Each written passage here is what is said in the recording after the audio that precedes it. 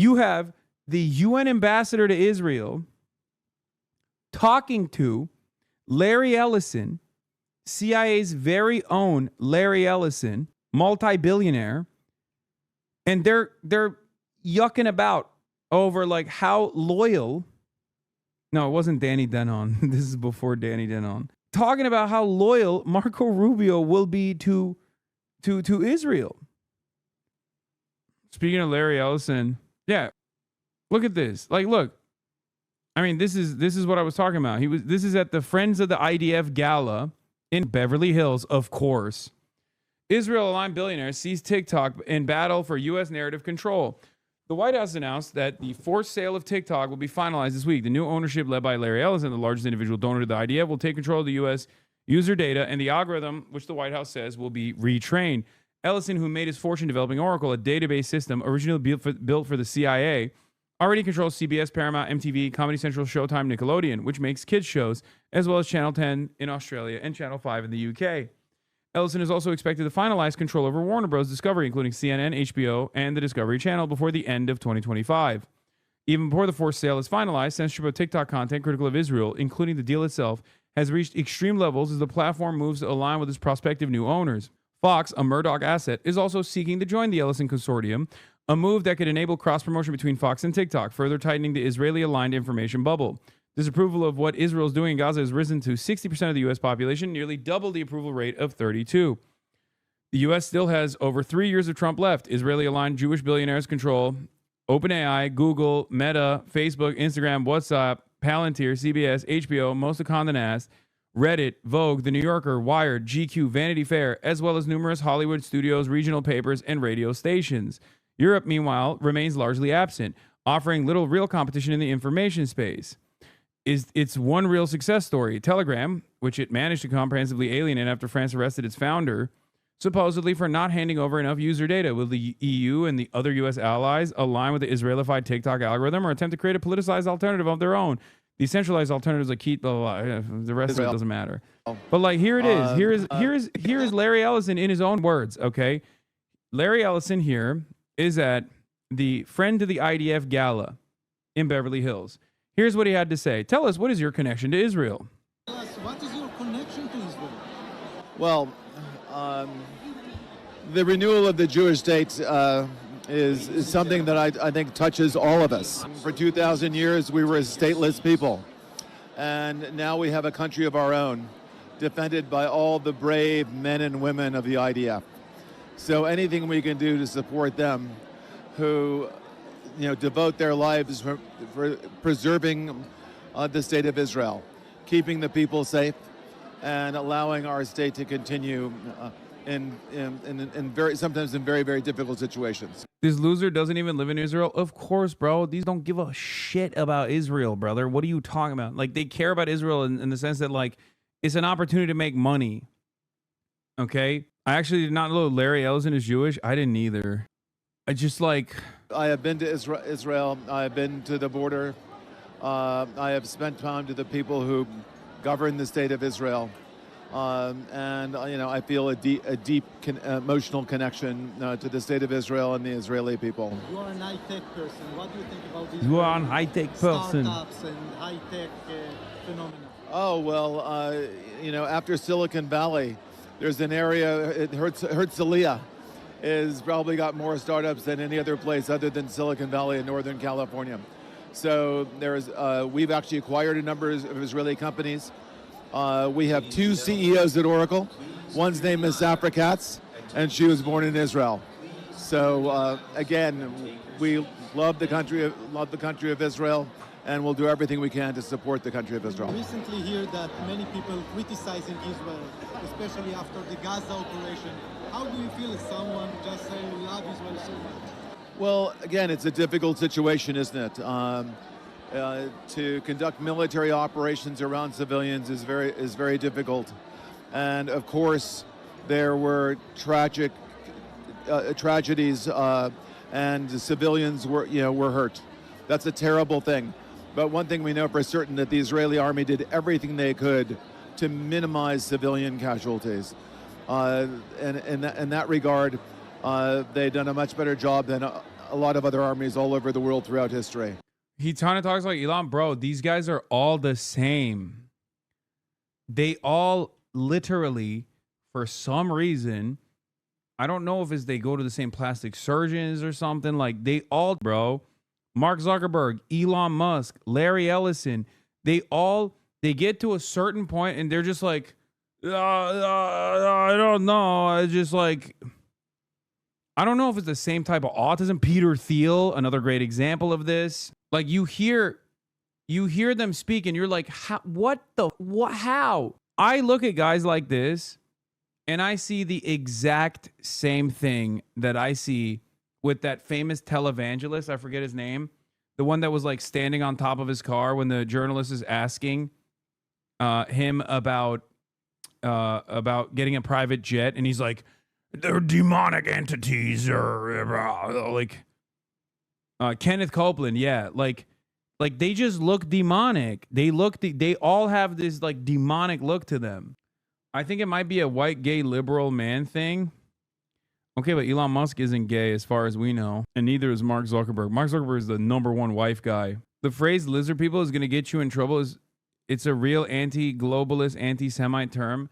No, man. It also means like sociopathic billionaire elite, okay? Half of the billionaires I just talked about aren't Jewish either. Calm down. No. I'm not talking about David Icke, okay? Elon is the #1 ex-wife guy. Okay, fair. These dudes always come across like they're like aliens that are wearing like a human skin suit and they're trying to play the role of like a human. Like they're trying to go through the motions of like what a human would sound like and would look like. Thank you very much. Anyway, so we got Larry Ellison doing that.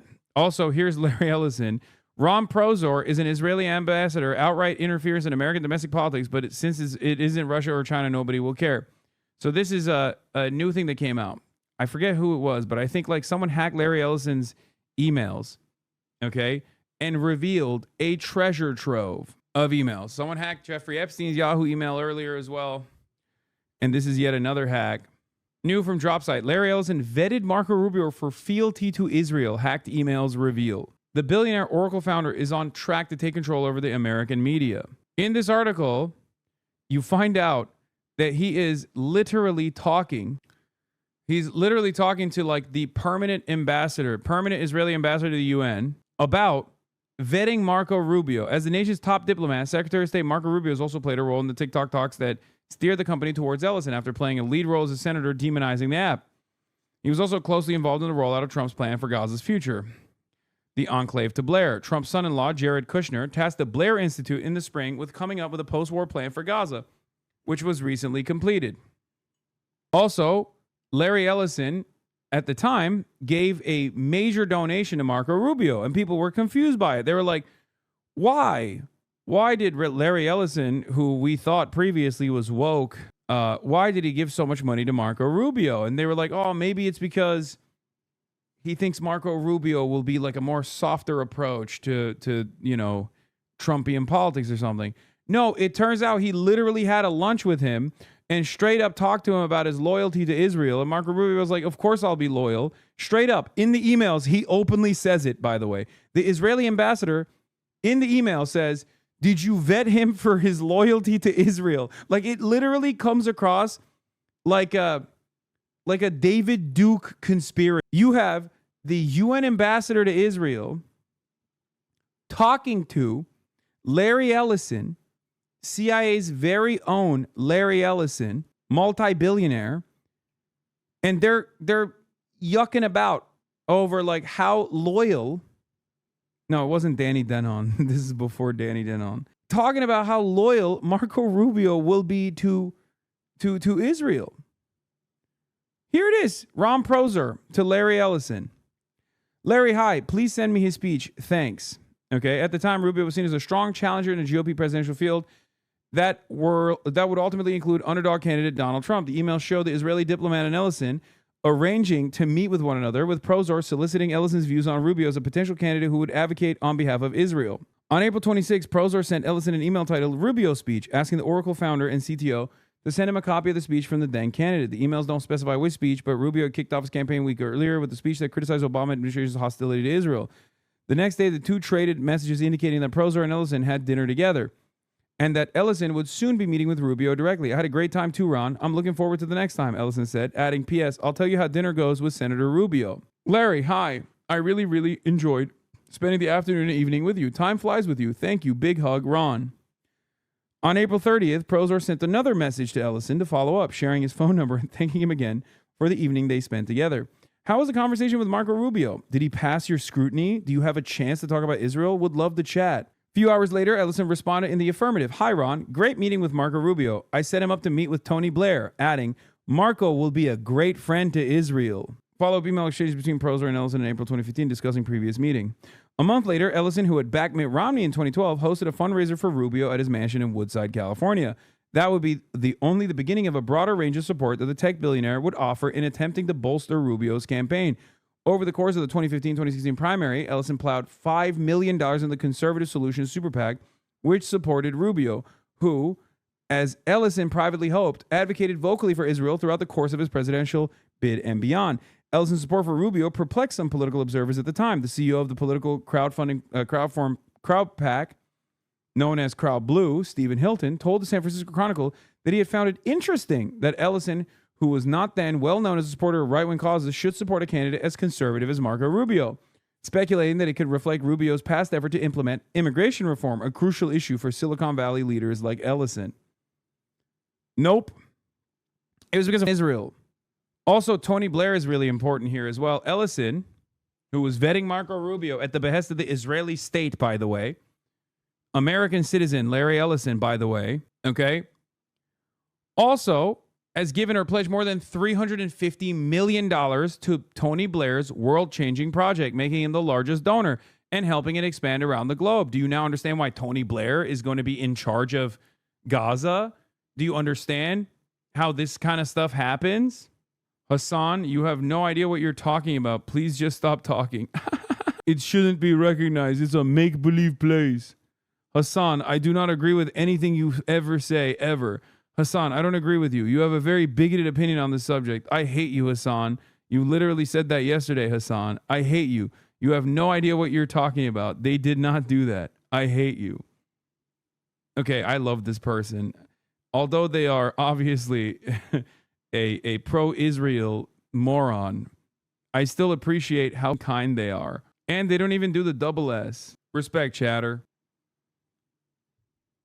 This is my most polite hater and also most consistent one. He says, please just stop talking. This is a guy who's also given up. He's like, you don't know what you're talking about. It's like, first of all, I do.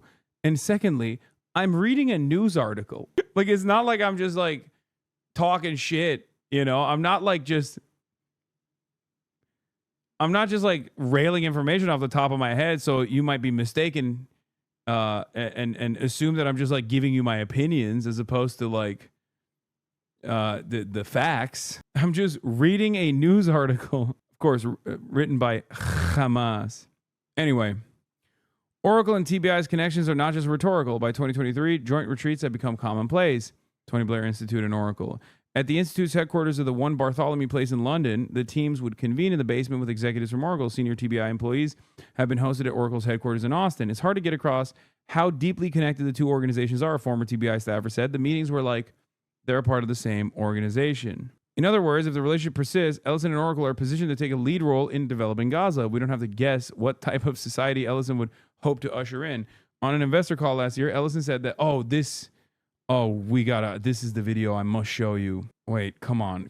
Where's the video? Do you guys have the civilization will be on its best behavior video? It's one of the most like every billionaire. You know how every racist can't stop themselves from like openly saying some racist shit? Like every Nazi at some point will eventually like, deny the Holocaust or something because they can't help themselves. Like they have to say it. Every billionaire always has a quiet part out loud moment, and you hear that and it just exists in your mind permanently, and you can never ever see them the same ever again. Okay? When you hear what I'm about to tell you, when you hear what I'm about to show you, You will never forget it. And I've shown this video before on the broadcast. And that was when I was like, this is a dangerous guy. Okay? Here is Tony Blair. Tony Blair. What am I saying? Here is Larry Ellison talking at an Oracle Funder Summit, right? I think it was like an investment conference for Oracle.